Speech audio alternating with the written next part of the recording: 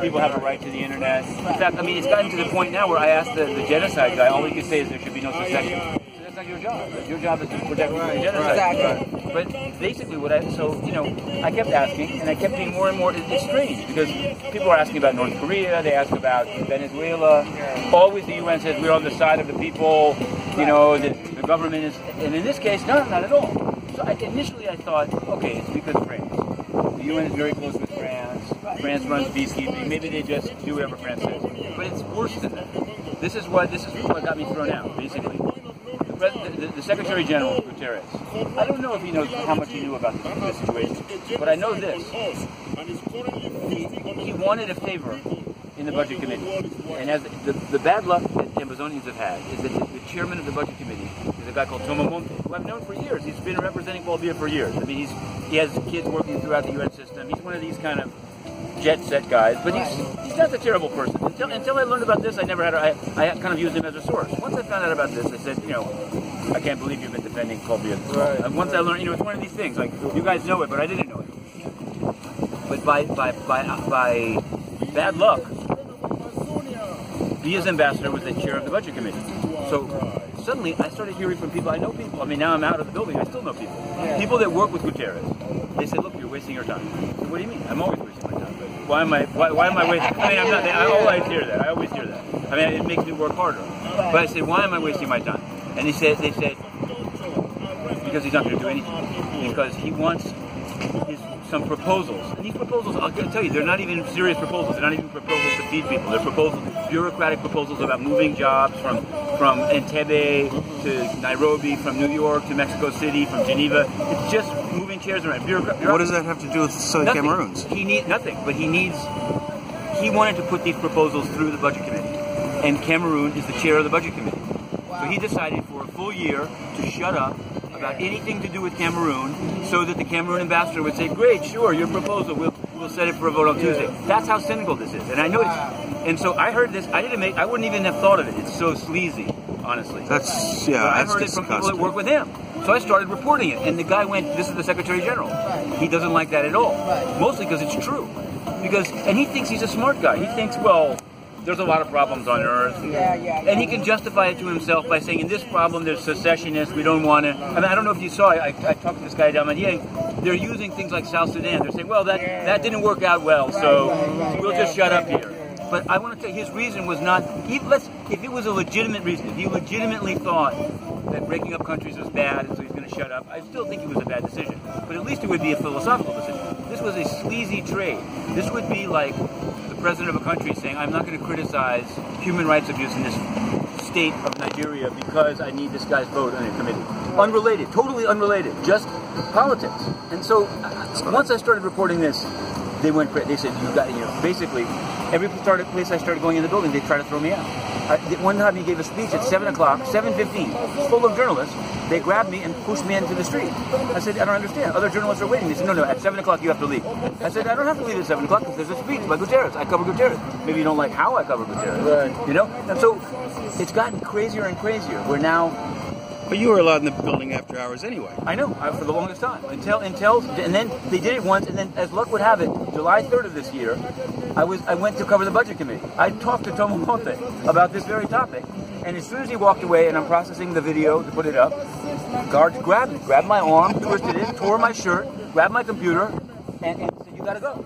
And I went to the police on the 4th of July, the day after that I went to the police, and I said, this is assault. I mean, if a New York City police officer did it, I would absolutely file. I'd file a lawsuit. But the guy said, they're the UN. They have immunity. So I showed him my torn shirt, all this stuff, so they took down a report. I was trying to figure out what to do. I came to work on July 5th, and they said, no, you're banned. You can't come into the building. I said, why? They said, you had an altercation. I said, it's not an altercation. When they attack you, it's not an altercation. You should I have sue video them. of it. You should sue them. No, the problem is you can't sue the UN. You can bring suit. She's still in there. She's the head of the... She did a review of my case, supposedly, without once talking to me. Didn't talk to me once, and issued a letter saying we're withdrawing your accreditation. You were in parts of the building you shouldn't have been in, like what, covering the Budget Committee? Like, I'm the one doing my job. Most journalists in there don't even. There's a bar in there. They don't ask any questions. They just like.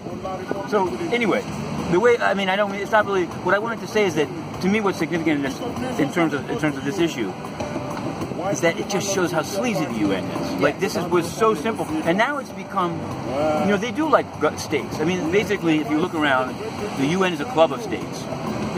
So most times when a government has internal opposition, the UN takes the side of the government.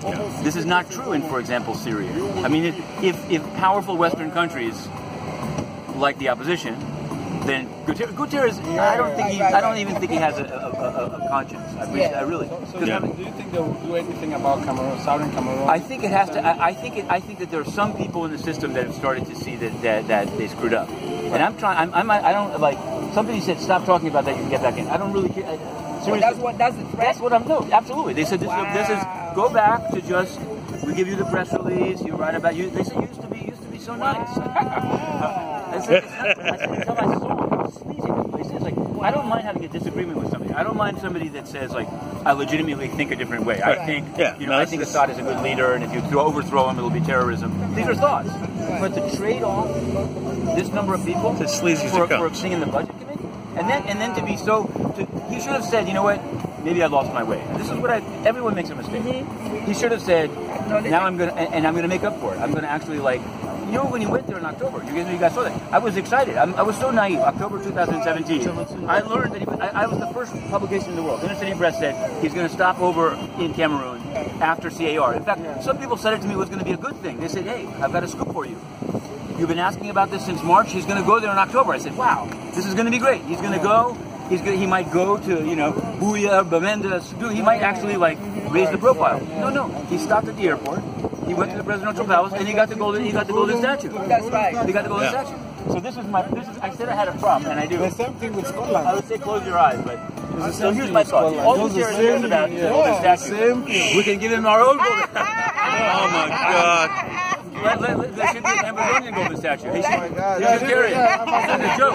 I'm starting to think during the GA, I can't even go near the building. I'm going to be on 2nd Avenue. I'm thinking of not. This is just a chest trophy, but I'm thinking of getting one. I need to find like golden tinfoil and have the exact same statue. Guterres, I heard you like golden statues. Where are you? Before they put the thing is now, I send them questions in email and they don't answer.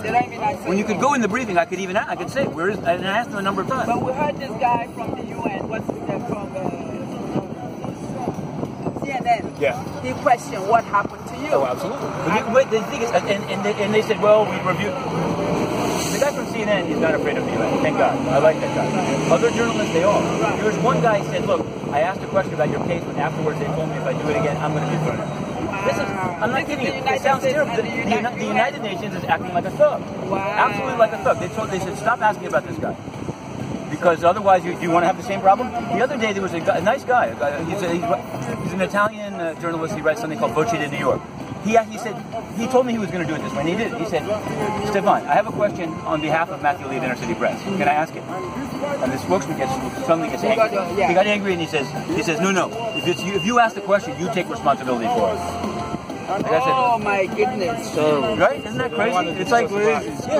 So Cameroon is a no discussion. I don't know. I think with Guterres, to me, this is a real stain on it. I mean, there are other stains that he's made mistakes on, but this is a big stain because this is look. He's failing in Yemen, but there he could blame. He says Saudi Arabia is a rich country, right? Saudi Arabia wants to kill a lot of people. What's Guterres going to do? So okay. But this is something he could have done something with. Yeah. The guy's 86 years old. If world leaders said, look what they did. Joseph Kabila is 36. I don't know what he is, 46. Right. People put a lot of pressure on him, and he's not running. Right. Now, maybe he's going to be the power. I don't know. But all I know is that people decided that it was important to say that. So how can you let the 86-year-old die? Exactly. I know. And now they have the UK too. This to me was the big surprise. When I first started working on this, I said, okay, not it's going to be easy, but you're going to have, the UK is going to feel guilty. They didn't see it through. Yeah. Even Germany. I tried Germany. They're right down the street here. Now the UK is in bed with this. When they announced this deal of new natural gas, so that's terrible. Yeah. And now I started finding out the UK mission didn't like. Now they stopped answering my questions. Wow. They said, oh, you're being so rude. I said, I'm not being rude. I'm asking you. This is called like Anglo-Saxon journalism. I'm asking you, how is it consistent with, you say you're deeply concerned. I used to ask the former ambassador, a guy called Matthew Reichwald. He always said, we monitor the situation in Anglophone Cameroon constantly, but we don't know, we don't think it's the right time for a meeting of the council, but we always monitor it. You're free to keep asking me. I said, if you're monitoring it, how did you not just make a deal, brag about the deal? These guys bragged about it. This guy Liam Fox, because they think they look bad because of Brexit. Everyone thinks they're going to be losing money. They said, don't worry about Brexit. We've got a dictator and we're making deals right here and now. So it's terrible. It's really, I've done FOIA requests. I'll give you an example. I did a Freedom of Information Act request to the UK, which you can do. You don't have to be British. About the UK mission, everything they've done in the last year on Yemen and Cameroon. They didn't want to give any documents for a long time. Finally, they gave me some documents on Yemen. They didn't give me one piece of paper on Cameroon. Nothing. So now I've appealed, and even on appeal, they say, okay, you want the rest of the documents about Yemen, right? I said, no. You don't understand. I have the Cameroon documents. I did it together because I thought it would, and I still think it's a good idea. But I think it shows me this is a. In one way, it's depressing, but in another way, it's a ticking time bomb. This is something they know. This is a stain on them because they could do it. There are many problems in the world that are intractable. I don't think the UN can solve Syria. You've got Iran. You've got Russia. You've got these guys are in there with big guns. This is like. So what do you think the human rights? What are they saying? Is anybody there saying anything? I think I was hoping this new commissioner Bachelet. I still think it's worth people trying, but I haven't. Any good news coming from Bachelet? I haven't heard anything about my case, but I also haven't seen anything on this. I think to try to be hopeful. She came in and she spoke about Italy and refugee. She took some high profile. I think this is sadly the only thing that when those videos came out from northern Cameroon of the soldiers shooting people, suddenly people are they've gotten used to it. And the thing is that by turning off the internet, by not letting people film, by creating doubts about videos, saying this is maybe. I don't know if you guys have noticed. It's another thing. I've noticed this. So after I was thrown out of the meeting, in my mind it's all connected. You can take these are the dates. Thrown out of the building July 3rd. I learned, not in real time, but like a week after it happened, that Guterres met his delegation July 11th.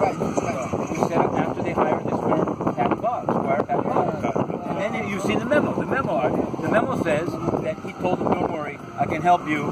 You're getting bad coverage from the Anglo-Saxon media. So I said, so you throw journalists out. But ever since then they hired a second firm called Mercury Public Affairs. And I don't know if guys, if you've noticed, there's all these Twitter accounts. I'm fighting with that guy on Twitter every night. These guys are just paid. I have something to say please. directly from the press. Okay. Yeah, he was supposed to be here. All He said I should give you that hand of shake to say thank you very much on the behalf of all the Southern Cameroonians. No, thanks a lot. I really, this is Yes, so this is an official handshake from him. He was supposed to be here in person. All right. Because what he said was, what you have done, the people of Southern Cameroon will never forget this, and we hope you can be an Ambazonia. I'd like to. Yes, we have a place for you because you have shown passion. You've shown from the bottom of your heart. You are doing it because you want justice. It grabbed me. The more sleazy they got, the more I have to. And I talked to people I know I got from the Red Cross. They said, "Come on, you're always writing articles about Cameroon. Aren't you concerned about the Rohingya, Yemen?" I said, "I'm very concerned about that as well. And maybe it affects more people. I'm not sure, but there's a lot of people writing about that. And there's nobody here. They basically try to they want to just they just want to sweep it under the carpet. And that to me that's and especially when I know why they want to do it. It's not that they might say." They try to say, well, we have so many issues on the Security Council agenda. We don't want to water it down. They're very insulting. What's Nikki Haley doing? Nothing. I know. I mean, I don't know if you got I once asked her. I said, "Are you open to having a meeting of the council?" And she said, kind of generally, she was open. I know that there's another formation. There's something American, Cameroonian American. There's a grouping that got some Congress people to write. They had a meeting and they came out afterwards. Oh, that was Cameroonian. Very depressing. Very depressing. They met with a very low-level person. Well, we had there was a hearing. Yeah. No, I know. But I think I don't know. I don't know how to say this. I've become less hopeful on Nikki Haley through time. Not just about. I mean, you'd think an American journalist is beaten up and thrown out by the UN, something would happen. Nothing. I've started to see I don't know. Where is that video? I think that you know what? I mean, here's the only good thing you might say about Trump, and I should not. I mean, he's volatile. You don't know what the hell. I don't think he knows what he's going to do from day to day. So in a way, for an issue like this, it may be good. Yeah. Because I think someone like Nikki Haley, and I say is very calculated. She's going to say, what's the upside here? What's the upside? What's the downside? Well, you know what the downside is? Yeah. the American-trained BIR are now being rotated in. Yeah. We know that.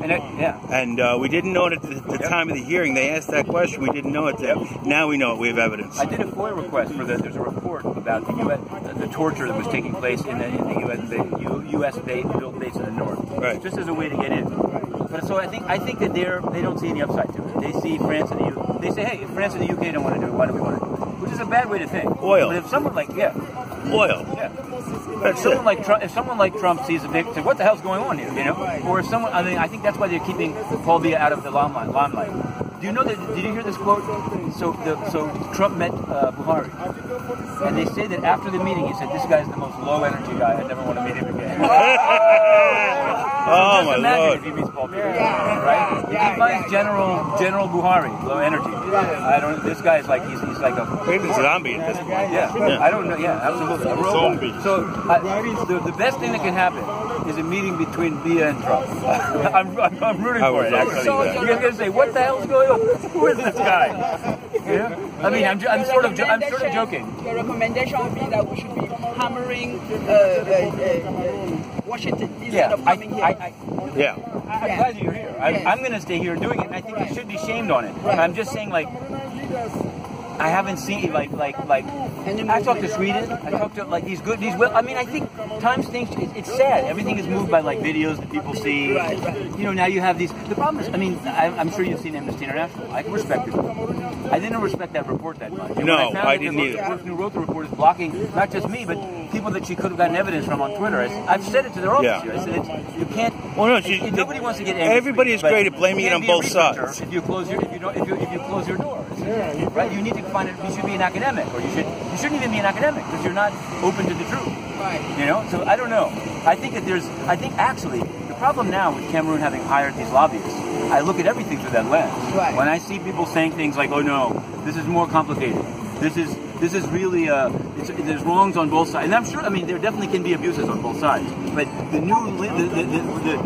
this line is one that's coming right out of a PR. But the resistance, the armed resistance, didn't exist until nearly a year after. Everything they say about Syria, that it was a peaceful that's the line. I don't know if it's true in Syria because I know that countries like Qatar and other ones poured in money to fund real terrorist guys. But I know when I started following this, all it was people saying, "Where's my?" I mean, it's genocide. It's genocide. It's genocide. And we didn't have anybody fighting back. It does make sense to do it as cleanly as possible, just because these guys are waiting. The thing is that they can also make fake videos. I mean, I saw the one of the head on. I mean, I've seen it. It has to be condemned, and it goes through all this stuff. But it is true. Like this, I think the one thing I try to say to people, this is solvable. This is not a religious concept. There's so many problems on earth that I don't think they're going to be solved. This is very easily solvable. This can be solved. I mean, maybe you know. Yeah. You know what somebody told me? I mean, I hate to say this, but this is why I want to fight to get back in the U.S. I can still write stories from outside, but when you're in, I can get, not even the press conferences, it bothers me not to be able to ask them on camera, but also people approach me, and I work usually on a bus stop right in front of the Delegate Center. People come by, but it's still, people can see them. It's not as good. Somebody told me the UN, they have a small, and I don't know, they're not telling me the specific, they have a small role in the upcoming election, quote unquote, in October, that they're not observing it. They're not going to validate it, but they have some technical. The ballots have been. And the reason they're doing it is because they think Paul Biya, at some point he's going to die. I mean, the ballots are being cast for months. And watch what the UN will do. They'll say, "Oh, we feel so sad." And I don't mean to be crass, but they did. The president of Vietnam died. He was like 80. They're going to do a moment of silence. But that might happen. So then the question is, what then happens? Is it just his own cronies that take over, or is there an actual? I'm not saying they should wait for that to happen. There is a constitutional way for it. There is a constitutional way for it to happen. However, the people at the top are all shuffling chairs and moving around. I mean, yeah, they are. Like a pretty old. I've seen Tomamonte too. Like I've seen the room that all of those guys are. So yeah. But then the question is. So then what? I think that people like the good people in the UK, they would say, okay, then you can have a country that's unified again. I don't know. Maybe you need to have a referendum again. Maybe you got to have, I don't know. We need a referendum. You need to be ready for that moment. Though. Referendum is the next step. Nobody lives forever. I'm sure this guy's going to try to buy people's organs and try to retool himself. I mean, people do it. If you have enough money. He's going to die of cancer. He's going to have cancer all over his body. Yeah. If he buys your heart, then his penis is going to be cancer. If he buys the penis, then the eye. I haven't been able to. Feedback like the last time. There was a feedback from inside, but this time, no feedback yet. See, last year he was here. I went to the photo op. I got I followed every move they made. Now I'm on the outside, so whatever hotel, I bet you they bring a big delegation. I mean, this week is very. I once did some research, and I found like they diplomats. There's countries that bring 100 people, and 80 of them don't even go into the building the whole week. They just came to New York to shop on Fifth Avenue. If you go, I'm planning to do it one day. They're having the speeches. I'm going to go to Fifth Avenue and say it'll be all these people. I think you did something like that last year, right? This time I'm going to do it. I'm going to do it even more. Yeah. It's too much. It's just. I mean. But I think that they. I also think like. I saw recently there was some MP in the UK that raised it in parliamentary questions. And I think it's an issue that's bubbling, that's coming along. I think absolutely, 100%. And especially you can't like the countries that are that I saw Sweden like. I thought they were going to do something. There was a Security Council trip that went through Cameroon, but only about terrorism. But I was here in New York, and I kept sending the messages. I said, "You got to take this was more than a year ago." I said, "Still, you got to check this out." And a few of those missions said, "Oh, it's interesting. Keep sending me information." But ultimately, they backed out to France. You know, I mean, the crazy thing about that, the meetings that they had on July 11th in New York, they didn't even meet with France. You see the memo that says we came. They said the Patton Boggs memo. They came to New York. They met with Haley's deputy. They met with Netherlands. I've asked and those guys hate me now because I stand in front of the gate and I say like, so what happened at your meeting? Did you know the meeting was set up by lobbyists? Some of these guys said to me like, you should be happy. We finally met with Cameroonians. I said, what Cameroonians? You met with Biya's lobbyists being manipulated by a DC law firm. You should be embarrassed. You should be absolutely embarrassed. They said, oh, now they just want to forget the whole thing. I've also done a FOIA request to the Netherlands. They have a law over there called the WAL. I don't know what it stands for, but it's the same thing. I want to get all the documents, what they knew, what kind of a humanitarians. These guys they're with the European Union. You're going to have many meetings about feeding people in the Rohingya and sending people to the ICC from Myanmar. You met with if Russia met with Assad's lobbyists. These were guys who would be the first one to say this is disgusting. Yeah. And they did the same thing. They just don't care. They don't know. So you have to. That's the thing about being relentless, because they give so little thought to this.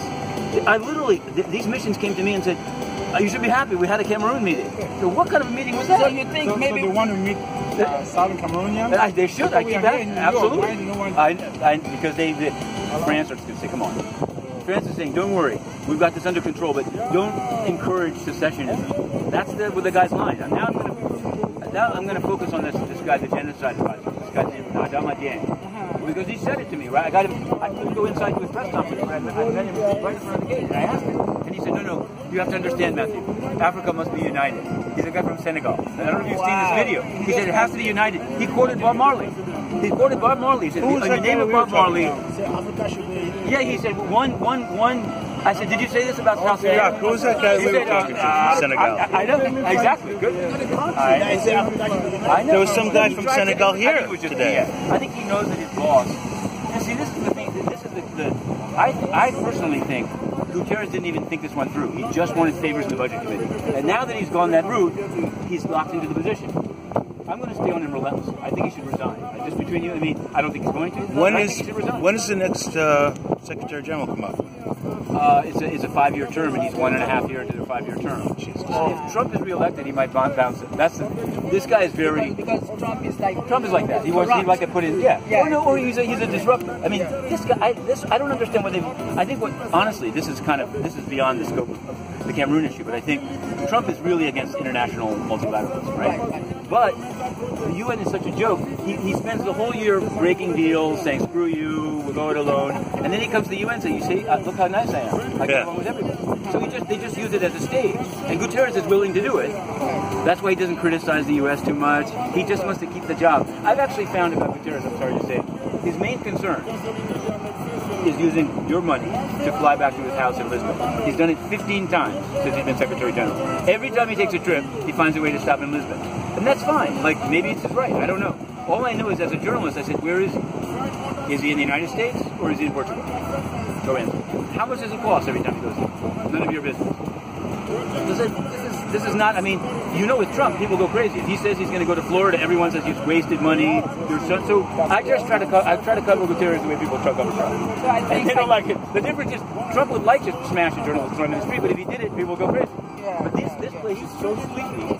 People are like, they can't believe it happened. These European countries, they say, well, we're sorry it happened. One guy said to me, what can I do? I said, what do you mean? You're the ambassador of a major country. What do you mean, what can you do? I mean, for that, go back to it. So I think maybe facts. what you're saying, we should focus on France as well. Yeah, I think so. They can't be let off the hook. Oh, yeah. Yeah. Nigeria, too. I was so naive. Today there was a press conference by the foreign minister of Nigeria, but I couldn't go in to do it. I'm going to get the video. Last year he did the same thing. And I somehow thought, I went to that press conference thinking I was going to raise this issue. He was going to say, we're concerned about our Anglophone brothers. Oh, no. Yeah, that's the other thing. Maybe, exactly. None of these guys are going to last that long. So everything is in flux. It's a shame. But I was surprised. He said, no, we have to stand. We're against secessionism because they have Biafra and all that other stuff. He's asked about it today. And I still think, but if they accepted it, then Biafra would be next. Exactly. They would say, but Biafra is next. You know what they shouldn't have done? This sending people back. It's illegal. No, they did, but they're not now.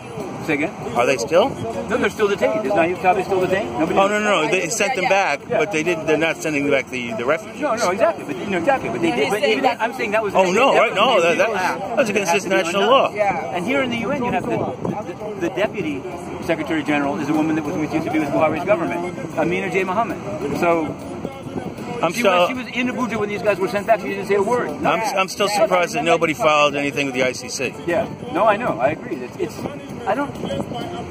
another one. I mean, the thing is, I've been here enough. Everyone's always talking about the ICC is going to be the magic bullet. I mean, it's true. You have to try 101 strategies, and things have to be documented. And I think, I'm also interested in this lobbying thing. I've decided. I never saw this. When I started covering the UN, I didn't know that countries would hire lobbyists. Right. I mean, it's not illegal in the United States unless you don't disclose it. But should the UN... And that's this guy's argument to me. You should know. These missions they would have been helped. They should have known they're meeting with a lobbying group. This is not a diplomatic meeting. This is a... But I'm sure they know that... I think they do. I know. I just want to explore. They're just corrupt. It is very corrupt. This is what makes me I mean, in the most simple way. This is very simplistic, but honestly, when I first started covering the UN, I still thought they were supposed to be on the side of the underdog. You know, they were supposed to be the place that if you're getting screwed, it's not. That's not what it is. Well, no, the UN has screwed since 1960. Yeah. How many times has the UN screwed Southern Cameroons? Yeah, absolutely. No, but you can go down the line. They're not really, in a few cases where powerful countries take an interest, like the Rohingya, now they're very into that. Okay, great. Venezuela, very into that. But it's just at the behest of a country.